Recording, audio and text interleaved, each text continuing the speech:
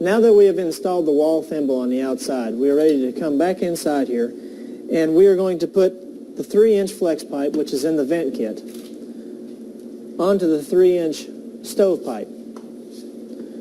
When we do that, we need to use silicone and put a small bead around the outside to make a seal onto the 3-inch flex pipe.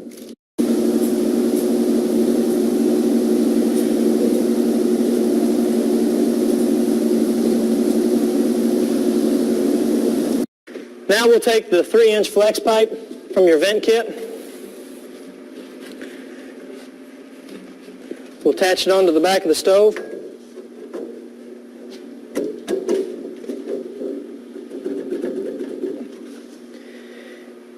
And we put through the 6-inch hole to the outside, where later we will cut this off to length.